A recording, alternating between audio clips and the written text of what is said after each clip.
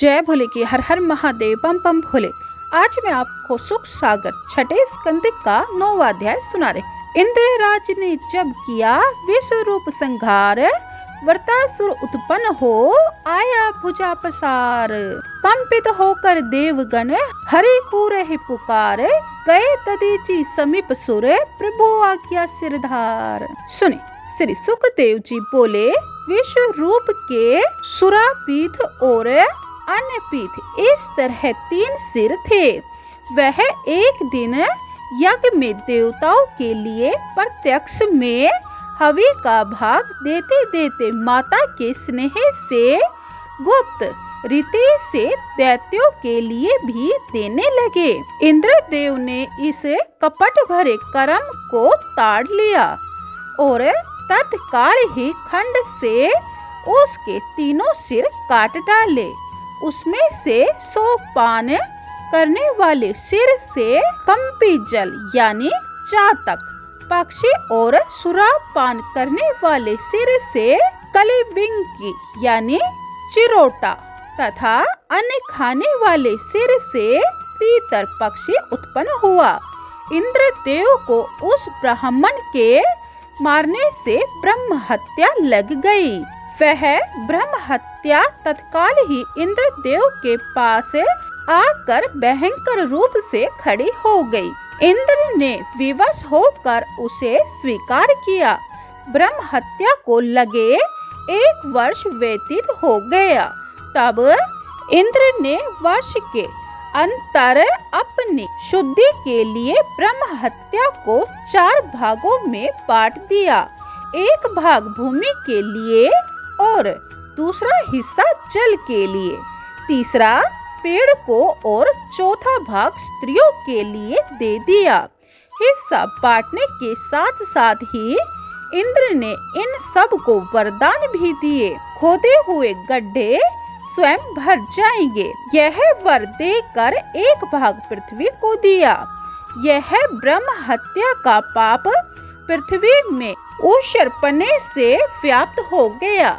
पेड़ कटे जाने पर भी फिर हरे भरे हो जाया करेंगे। यह वर देते हुए दूसरा भाग पेड़ों को दिया। वृक्षों में से जो गोंद निकलता है वह ब्रह्म हत्या ही भाग है।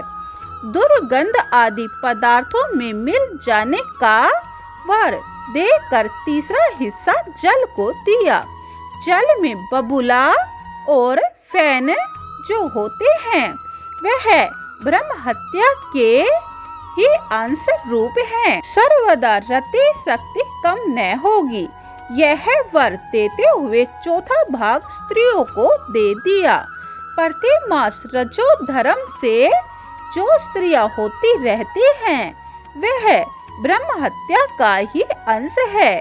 विश्व रूप जब मारे गए तो उनके पिता त्वष्टा बड़े क्रोध हुए और इंद्र के मारने के लिए त्वष्टा ने एक अभिचारक यज्ञ किया, जिसमें हे इंद्र शत्रु तुम वृद्धि को प्राप्त हो तथा शीघ्र ही इंद्र का नाश करो।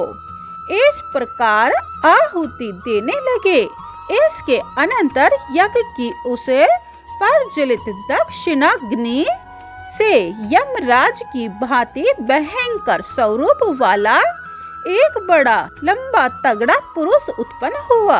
प्रतिक्षण बढ़ते हुए अपने शरीर से जले हुए काले पहाड़ जैसा काला काला भयावना होने लगा। तपे हुए तांबे के समान लाल लाल जिसकी दाढ़ी मूछ और चोटी थी। अब तो वह शूल हाथ में लेकर पैरों से पृथ्वी को कंपायमान करने लगा और जीभ से आकाश के तारागणों को चाटता हुआ सा जान पड़ता था। मुख से चंभाई लेता हुआ ऐसा मालूम पड़ता था कि मानो यह तीनों लोकों को ही तो निगल जाएगा। इस प्रकार भयावनी आकृति वाले उस पुरुष को देख लोग डर डर कर इधर उधर भागने लगे। हे नृप, जिसने इस प्रकार सब लोगों को अपनी देह से व्याप्त कर लिया था, उसका नाम वृत्तासुर था। इंद्र आदि देवताओं ने मारने के लिए अपने अपने शस्त्रास्त्र उसके ऊपर छोड़े, किंतु उसने उन सब को तोड़ मरोड़ कर चूर चूर कर दिया। तब तो देवता बड़े घबराए और भाग कर हरि भगवान की शरण में पहुँचे और वहां आकर भगवान की स्तुति करने लगे। देवता बोले, भगवान, ब्रह्मा आदि सब देवता जिन भगवान की सेवा में बलि भेंट दिया करते हैं, जिनसे काल भी डरता है, वह भगवान हमारी रक्षा करे। श्री सुखदेव जी बोले, राजन, इस प्रकार से की हुई उनकी स्तुति को सुनकर शंख चक्र गदा पद्म धारण किए हुए हरि भगवान उनके सामने प्रकट हुए। तब देवता गणों ने 16 पार्षदों से सेवा किए जाते हुए हरि भगवान के दर्शन करके पृथ्वी में डंडे की भांति गिरकर और फिर धीरे धीरे उठकर पुनः भगवान की स्तुति की। श्री सुखदेव जी बोले, हे राजन, इस प्रकार भक्ति भरी स्तुति तथा वृत्तासुर के डर से गिड़गिड़ाते हुई करुणा भरी पुकार को सुनकर श्री भगवान बोले, हे देवताओं, मेरे प्रसन्न हो जाने पर कोई बात दुर्लभ नहीं होती। कंजूस विषयों को चाहता हुआ अपना कल्याण नहीं जान पाता। विद्वान लोग परवर्ती मार्ग का उपदेश नहीं देते। जिस तरह वैद्य रोगी के लिए कुपथ्य नहीं देता, हे इंद्र, तुम दधीचि महर्षि के पास जाओ और उनसे प्रार्थना करके उनके शरीर को मांगो और देर मत करो, जल्दी करो। वह ऋषि अध्यात्म विद्या के बड़े विद्वान हैं, ज्ञान कांड के तो अद्वितीय हैं। यह विद्या अश्व मस्तक के द्वारा उपदिष्ट होने से अश्वशीर के नाम से विख्यात हैं। दधीचि ने इस विद्या को अश्वनी कुमार को दी है। इसी विद्या के बल से अश्वनी कुमार जीवन मुक्त हो गए। हे इंद्र, मेरे कवच को दधीचि ऋषि ने त्वष्टा को बताया था और त्वष्टा ने विश्वरूप को, और विश्वरूप से तुमने यह कवच प्राप्त किया है। यद्यपि देह सबके लिए ही अत्यंत प्रिय है, किंतु फिर भी अश्विनी कुमारों के साथ जाकर याचना करने पर दधीचि मुनि अवश्य ही तुमको अपने अंगों को दे देंगे।